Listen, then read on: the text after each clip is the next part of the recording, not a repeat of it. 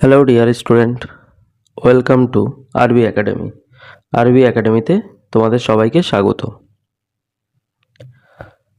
তো আমি আজকে আলোচনা করব 2024 সালে এমটিএস পরীক্ষায় 29শে অক্টোবর ফার্স্ট শিফটে যে কোশ্চেনগুলো এসেছিল তার জিকে জিএস বা জেনারেল অ্যাওয়ারনেস এই পোর্শন থেকে যে কোশ্চেনগুলো এসেছিল সেই কোশ্চেনগুলো নিয়ে আজকে আলোচনা করব।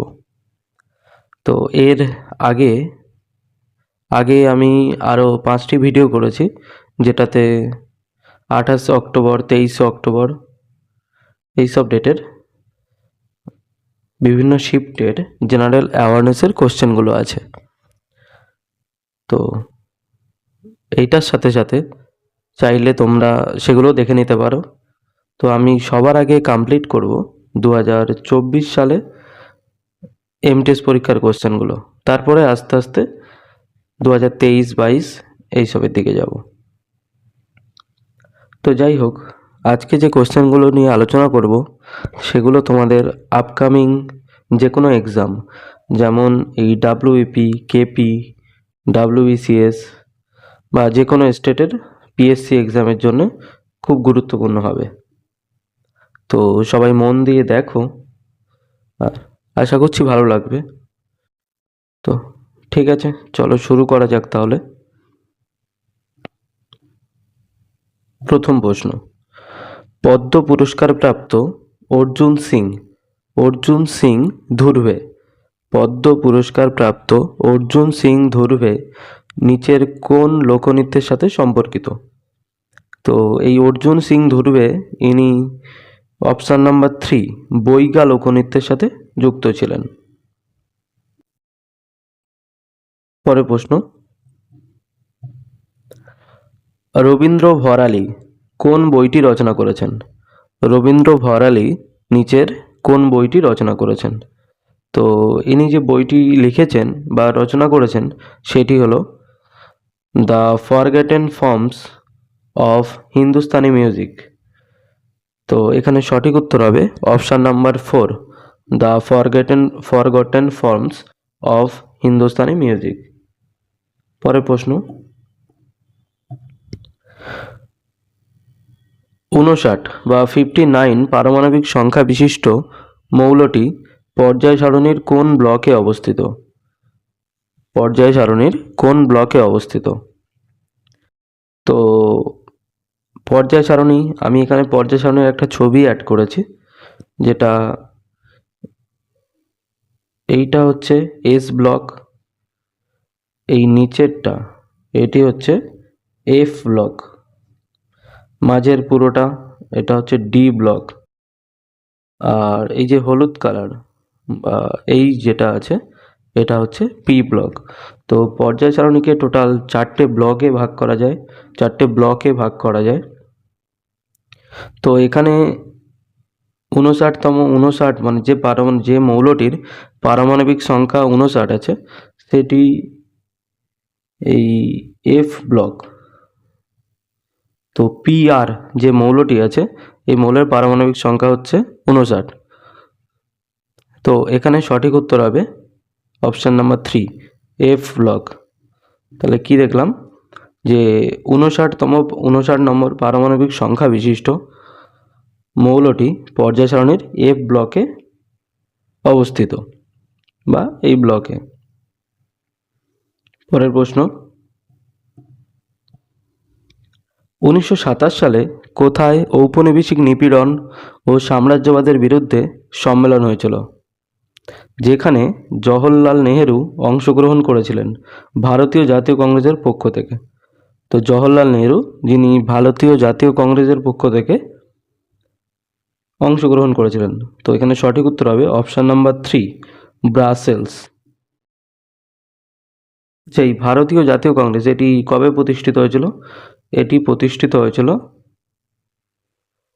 1885 সালে। পরের প্রশ্ন, কর্ণাটকী সঙ্গীতের নিম্নলিখিত ব্যক্তিত্বদের মধ্যে কে সঠিকভাবে কর্ণাটিক সঙ্গীতের ট্রিনিটি বা ট্রিনিটি অফ কর্ণাটক সঙ্গীত এর প্রতিনিধিত্ব করেন? তো এখানে সঠিক উত্তর হবে অপশান নাম্বার 4, ত্যাগরাজ, মুথুস্বামী দীক্ষিতার এবং শ্যামা শাস্ত্রী। এই তিনজনকে একত্রে ট্রিটি অফ কর্ণাটক সঙ্গীত বলা হয়। পরের প্রশ্ন, হরপ্পা সভ্যতার দ্য গ্রেট বাথ এর যে পাথর বা ইটের সাথে কোন বন্ধন উপাদানটি প্রধানত ব্যবহার করা হয়েছিল? বন্ধন উপাদান বলতে আমরা এখন ঘর তৈরি করলে যে ইটের ফাঁকে মশলা দিই না, যেটা সিমেন্ট আর বালির মশলা থাকে, তো তখনকার দিনে সিমেন্ট বালি ছিল না, তো তখন যেটি ইউজ করা হতো বা যেটি ইউজ করা হয়েছিল এই গ্রেট বাথ এটি তৈরি করার জন্যে, তো সেটি হবে এই জিপসাম মর্টার।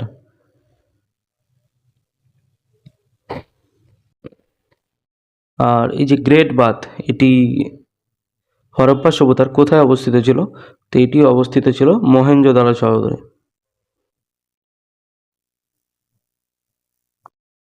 মহেঞ্জোদারো শহরে।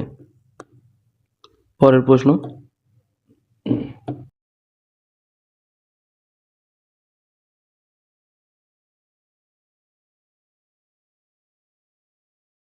ভারতের 2011 সালের আদমশুমারি অনুসারে ভারতের মোট জনসংখ্যা কত ছিল? 2011 সালের আদমশুমারি অনুসারে ভারতের মোট জনসংখ্যা কত ছিল? তো সঠিক উত্তর হবে অপশান নাম্বার 4, 1.21 বিলিয়ন বা 121 কোটি। আচ্ছা, এটা তো গেল মোট জনসংখ্যা। তো যদি কোশ্চেন আসে যে ভারতের কোন রাজ্যের জনসংখ্যা সবচেয়ে বেশি ছিল, তো সেক্ষেত্রে সঠিক উত্তর হবে ইউপি বা উত্তরপ্রদেশ। আর এটাও কোশ্চেন আসতে পারে যে কোন রাজ্যের জনসংখ্যা সবচেয়ে কম ছিল, তো সবচেয়ে কম ছিল এই সিকিমে। পরের প্রশ্ন, ম্যাগনোলিয়া এবং লরেল গাছ ভারতের কোন ধরনের বনে পাওয়া যায়? তো এক্ষেত্রে সঠিক উত্তর হবে অপশান নাম্বার 4, মন্টেল বন। তো মন্টেল বন এটা কি? এটি হচ্ছে পাহাড় বা পর্বতের যে উঁচু ঢালে যে বনটি দেখা যায়, উঁচু ঢালে যে গাছপালাগুলো দেখা যায় বা যে বন দেখা যায়, সেটাকেই মন্টেন বন, মাউন্টেন নয়, MONTANE, মন্টেন ফরেস্ট। তো কি দেখলাম যে পাহাড় বা পর্বতের উঁচু ঢালে যে বন দেখা যায় তাকে বলা হয় মন্টেন বন। আর এই বনে এই ম্যাগনোলিয়া ও লরেল গাছ এটি দেখতে পাওয়া যায়। পরের প্রশ্ন,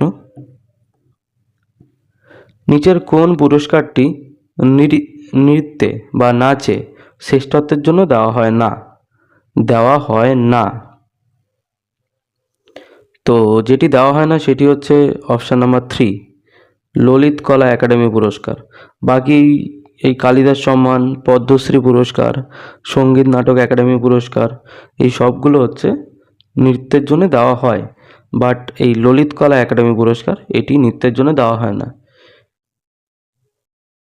তো এই পুরস্কারটি কিসের জন্য দেওয়া হয়? ভিজুয়াল আর্ট, মানে যেগুলো আমরা চোখে দেখতে পাই, যেমন কোনো ভালো আঁকা বা কোনো দেওয়ালে কোনো চিত্রকলা, এছাড়া হাতের কাজ, এই সবগুলোকে ভিজুয়াল আর্ট বলা হয়। তো এইগুলোতে এই ললিত কলা একাডেমি পুরস্কার এটি দেওয়া হয়। পরের প্রশ্ন, লর্ড রিপন শ্রমিকদের কল্যাণে কোন সংস্কারের সূচনা করেছিলেন? লর্ড রিপন শ্রমিকদের কল্যাণে কোন সংস্কারের সূচনা করেছিলেন? তো শ্রমিকদের কল্যাণ, তো এক্ষেত্রে সঠিক উত্তর হবে অপশান নাম্বার 3, কারখানা আইন বা দ্য ফ্যাক্টরি অ্যাক্ট।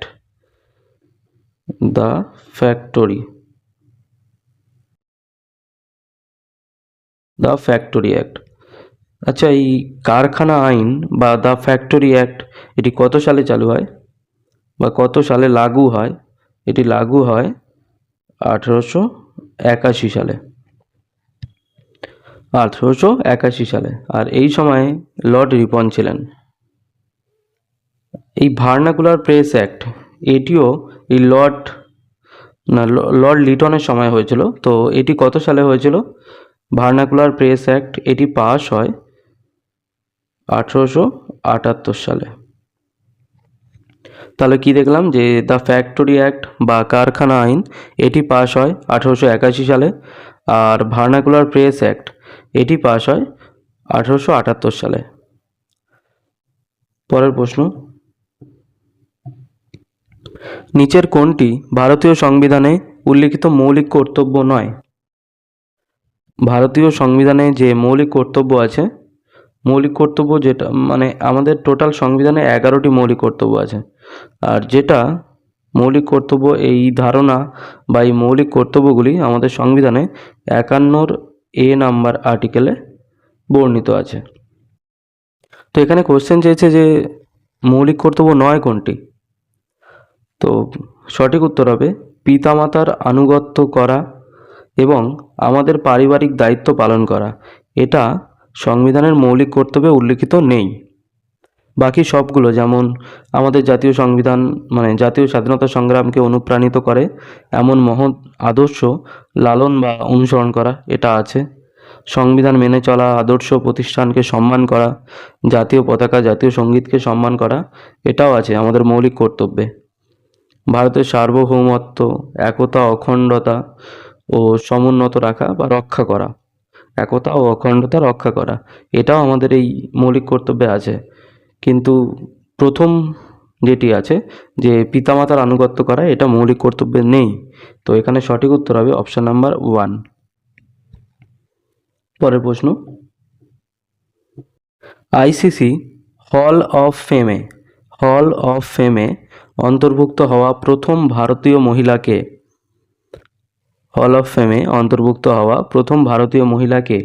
তো হল অফ ফেম এটি হচ্ছে এমন একটি মানে সম্মান, যেটা মানে হল অফ ফেমটা হচ্ছে এমন একটা জায়গা যেখানে সেই বিশিষ্ট ব্যক্তি, এখানে যেরকম আইসিসি বলা হয়েছে যেটা ক্রিকেটের সাথে সম্পর্কিত, তো ক্রিকেট খেলায় যে বিশিষ্ট ব্যক্তিবর্গ খুব মানে গুরুত্বপূর্ণ জায়গা দখল করে আছে বা গুরুত্বপূর্ণ জায়গা অর্জন করেছে, তাদের ফটো এই হল অফ ফেমে রাখা হয়। তো যেখানে স্থান পেয়েছে ভারতীয় একজন মহিলা ক্রিকেটার, এই প্রথমবারের জন্য তিনি ওই হল অফ ফেমে তার স্থান করে নিয়েছে। তো তিনি হলেন এই ডায়ানা এডুলজি। তো এক্ষেত্রে সঠিক উত্তর হবে অপশান নাম্বার 3, ডায়ানা এডুলজি, যিনি 2023 সালে, আজ থেকে 2 বছর আগে 2023 সালে তার জায়গা এই হল অফ ফেমে নথিভুক্ত করিয়েছে। পরের প্রশ্ন, অন্ডাল ছিলেন অন্যতম বিখ্যাত নারী মানে একজন সাধু। তো তিনি কেমন নারী সাধু ছিলেন? তো তিনি ছিলেন আলভার সাধু ছিলেন। তো অন্ডাল ছিলেন অন্যতম বিখ্যাত নারী আলভার সাধু। আচ্ছা, এই আলভার এটা কি? আলভার ব্যাপারটা কি? তো আলভার হলেন তামিল কবি ও সন্তদের একটি দল, যারা 6ষ্ঠ থেকে 10ম শতাব্দীর মধ্যে দক্ষিণ ভারতে বসবাস করতেন, এবং তারা প্রধানত হিন্দু দেবতা বিষ্ণু এবং তার অবতার যেমন রাম, কৃষ্ণের প্রতি ভক্তির জন্য পরিচিত ছিলেন। তো আলভাররা কি সেটা দেখলাম। আর এই অন্ডাল ছিলেন একজন এই আলভার গোষ্ঠীর সাধু। পরের প্রশ্ন, গোয়ায় অনুষ্ঠিত 37তম জাতীয় গেমস ইভেন্টে পদক তালিকার শীর্ষে মহারাষ্ট্র কতটি স্বর্ণপদক জিতেছেন? তো 37তম জাতীয় গেমস যেটা অনুষ্ঠিত হয়েছিল এই গোয়াতে, তো যেখানে মহারাষ্ট্র কতগুলি স্বর্ণপদক জিতেছেন? তো সঠিক উত্তর হবে অপশান নাম্বার 4, 80টি স্বর্ণপদক জিতেছে। তাহলে গোয়ায় অনুষ্ঠিত 37তম জাতীয় গেমসে মহারাষ্ট্র কতটি স্বর্ণপদক জিতেছে? 80টি। পরের প্রশ্ন, রাজস্ব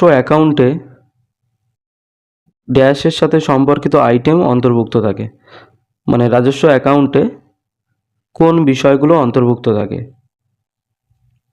তো রাজস্ব অ্যাকাউন্ট বা রেভিনিউ অ্যাকাউন্ট, রেভিনিউ অ্যাকাউন্টটা কি? যেটা হচ্ছে আয় ব্যয়ের হিসাব। তো রেভিনিউ অ্যাকাউন্ট এটা কোনো কোম্পানির হতে পারে বা কোনো দেশের আয় ব্যয় হতে পারে। তো সেখানে কত টাকা আসছে, কত টাকা যাচ্ছে বা কি খাতে খরচ করা হচ্ছে, সেই বিষয়গুলো এই রাজস্ব অ্যাকাউন্ট বা রেভিনিউ অ্যাকাউন্টে থাকে। তো রেভিনিউ অ্যাকাউন্টে পরবর্তী আর্থিক বছর, চলতি আর্থিক বছর ও আগের আর্থিক বছর, আর্থিক বছর বলতে এই বছরে যখন বাজেট পেশ করা হয় এটা একটা আর্থিক বছর হলো, পরের বছরে যখন করা হবে সেটাও একটা আর্থিক বছর, আর আগের বছর মানে প্রিভিয়াস যে ইয়ার সেই আর্থিক বছর। তো তিনটে আর্থিক বছরেরই হিসাব হিসাব বা আয় ব্যয়ের হিসাব সবই রাজস্ব অ্যাকাউন্টে থাকবে। তো এক্ষেত্রে সঠিক উত্তর হবে অপশান নাম্বার 2, প্রদত্ত সমস্ত বিকল্পই ঠিক। মানে এখানে তিনটে বিকল্প বা তিনটে অপশানই ঠিক। পরের প্রশ্ন, আফগানিস্তানের অশোকান শিলালিপি যেটা অ্যারামিক এবং কোন লিপিতে লেখা ছিল? আফগানিস্তানের অশোকান শিলালিপি অ্যারামিক লিপিতে ছিল এবং আর কোন লিপিতে ছিল? তো এক্ষেত্রে সঠিক উত্তর হবে অপশান নাম্বার 2 বা বি, গ্রিক। তো আফগানিস্তানের অশোকান শিলালিপি অ্যারামিক এবং গ্রিক লিপিতে লেখা ছিল। পরের প্রশ্ন, দুয়ারে রেশন স্কিম যা হাইকোর্ট দ্বারা আইনত অকার্যকর বলে বিবেচিত হয়েছে, তো নিম্নলিখিতগুলির মধ্যে কোন রাজ্যে মানে কোন রাজ্য এটি চালু করেছিল? তো দুয়ারে রেশন প্রকল্প এটি চালু করেছিল এই আমাদেরই রাজ্য পশ্চিমবঙ্গ। আর কত সালে এই দুয়ারে রেশন স্কিমটি চালু হয়? এটি চালু হয় 2021 সালে, মানে যখন আমাদের করোনা হয়েছিল তার পরেই এই দুয়ারে রেশন স্কিমটি চালু হয়। পশ্চিমবঙ্গ বর্তমান মুখ্যমন্ত্রী আছেন মমতা ব্যানার্জি, আমরা সবাই জানি, আর গভর্নর আছেন সিভি আনন্দ বোস। পরের প্রশ্ন, মূল অরূপান্তরিত শিলা বা মূল আদি শিলা যা গভীরভাবে শারীরিক ও রাসায়নিক পরিবর্তনের মধ্য দিয়ে রূপান্তরিত শিলায় পরিণত হয়। একটা আদি শিলা যেটা বিভিন্ন পরিবর্তনের ফলে রূপান্তরিত শিলায় পরিণত হয় তাকে কি বলা হয়? তো তাকে বলা হয় এই প্রোটোলিথ। আদি শিলা যখন পরিবর্তিত হয় রূপান্তরিত শিলায় পরিণত হয় তখন তাকে বলা হয় প্রোটোলিথ। তো এক্ষেত্রে সঠিক উত্তর হবে অপশান নাম্বার 1, প্রোটোলিথ। পরের প্রশ্ন, নিচের কোনটি কিটো ডায়েটে পুষ্টি উপাদানের পরিমাণ? কিটো ডায়েট এটা হচ্ছে ডায়েটের একটা ভাগ বা আমাদের খাবারের একটা ভাগ। তো এই ডায়েটে কি কি উপাদান থাকে? তো সঠিক উত্তর হবে অপশান নাম্বার 2, উচ্চ পরিমাণে চর্বি, মানে বেশি পরিমাণে চর্বি থাকে, পর্যাপ্ত প্রোটিন থাকে ও কম কার্বোহাইড্রেট, মানে কার্বোহাইড্রেটের পরিমাণটা কম থাকে। তো এই খাবারগুলো দিয়ে যে ডায়েটটা তৈরি হয় তাকেই বলা হয় কিটো ডায়েট। পরের প্রশ্ন, নিচের কোনটি ভারতে ফসলের মরশুম নয়? তো ভারতে ফসলের মরশুম নয়, রবি এটাও একটা ফসলের মরশুম যেটা শীতকালে চাষ করা হয়, খারিফ এটাও একটা ফসলের মরশুম, জায়েদ যেটা এই রবি শস্য আর খারিফ শস্য চাষের ঠিক মাঝামাঝি সময়। রবি শস্যটা যেমন শীতকালে চাষ করা হয়, খারিফ শস্যটা চাষ করা হয় বর্ষাকালে, আর জায়েদ শস্য যেটা চাষ করা হয় মেনলি মার্চ থেকে জুনের মধ্যে চাষ করা হয়, তো এটাকেই বলা হয় জায়েদ শস্য। আর খারিফ শস্য তো এই জুন জুলাই থেকে সেপ্টেম্বর অক্টোবর বা নভেম্বর পর্যন্ত। তো এক্ষেত্রে যেটি ফসলের মরশুম নয় সেটি হলো অপশান নাম্বার 3, ফ্যাং, এটি হচ্ছে ফসলের মরশুম নয়। পরের প্রশ্ন, ভারতে 2011 সালের আদমশুমারি অনুসারে বা 11 সালের জনগণনা অনুসারে নিচের কোন রাজ্যে শিশু লিঙ্গের অনুপাত সবচেয়ে বেশি? শিশু লিঙ্গের অনুপাত সবচেয়ে বেশি। তো এখানে লিঙ্গ অনুপাত বলতে প্রতি 1000 জন পুরুষ পিছু কতজন মহিলা আছে, সেটাকে লিঙ্গ অনুপাত বলে। আর শিশু লিঙ্গ অনুপাত, যেটা 6 বছরের কম বয়সী 1000 জন ছেলে শিশুর পেছনে কতগুলো মেয়ে শিশু আছে, বা এই ছেলে শিশুর সাপেক্ষে মেয়ে শিশুকে গণনা করা, এটাই হচ্ছে শিশু লিঙ্গের অনুপাত। তো কোন রাজ্যে শিশু লিঙ্গের অনুপাত সবচেয়ে বেশি? সঠিক উত্তর হবে অপশান নাম্বার 4, মিজোরাম। এই রাজ্যে শিশু লিঙ্গের অনুপাত সবচেয়ে বেশি। আর শিশু লিঙ্গের অনুপাত সবচেয়ে কম কোথায়? সবচেয়ে কম হচ্ছে হরিয়ানা।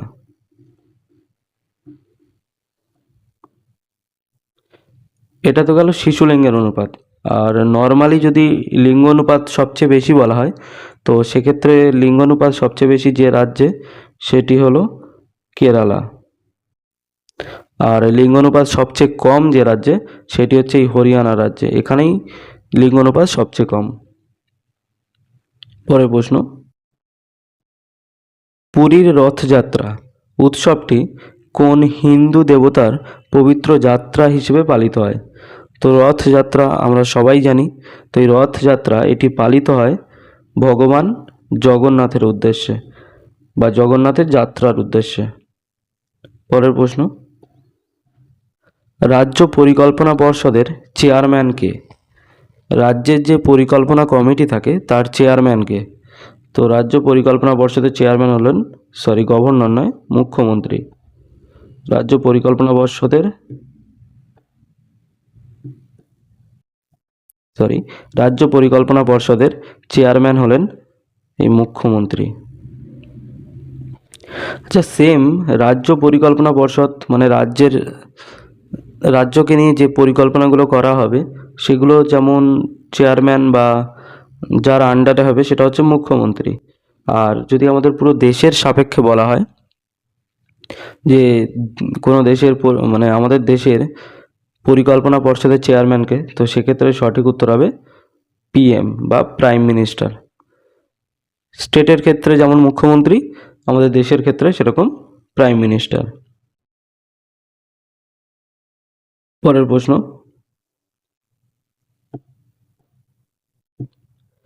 2023 সালের জানুয়ারিতে কে নভেম্বরের জন্য বিহারের মুখ্যমন্ত্রী হিসেবে শপথ নেয়?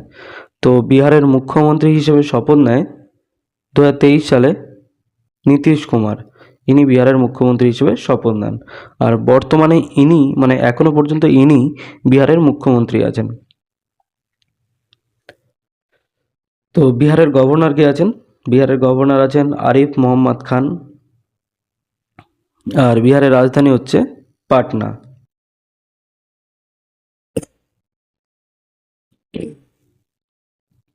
পরের প্রশ্ন, which of the following option correctly match column A with column B? কলামগুলোকে ম্যাচ করতে বলছে। তো প্রথমটায় দেওয়া আছে ভিটামিনের নাম, আর পরেরটায় অভাবজনিত রোগ, মানে এই ভিটামিনের অভাবে কী রোগ হয়। তো ভিটামিন এর অভাবে যে রোগটি হয় সেটি হচ্ছে রাতকানা। ভিটামিন ডি এর অভাবে হয় রিকেট। ভিটামিন B1, বি বেরি, বি থেকে একটা বয়ের মিল আছে, তো এইভাবেও তোমরা মনে রাখতে পারো। B1 এর অভাবে হয় বেরি। আর ভিটামিন সি এর অভাবে হয় স্কারভি রোগ।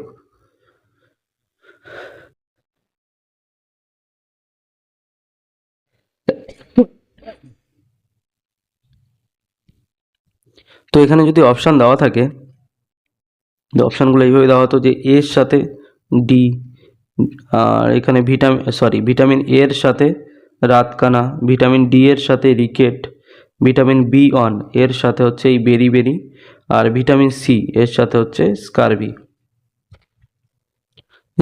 25টা প্রশ্ন তাহলে কমপ্লিট হলো। আশা করি সবাই বুঝতেই পেরেছ। তো থ্যাংক ইউ। চলো টাটা, আজকে এই পর্যন্ত, আবার নেক্সট ক্লাসে দেখা হবে। তো পরের দিন আমি এর সেকেন্ড শিফটে 29শে অক্টোবর সেকেন্ড শিফটে যে কোশ্চেনগুলো ছিল সেগুলো নিয়ে আলোচনা করব। ঠিক আছে।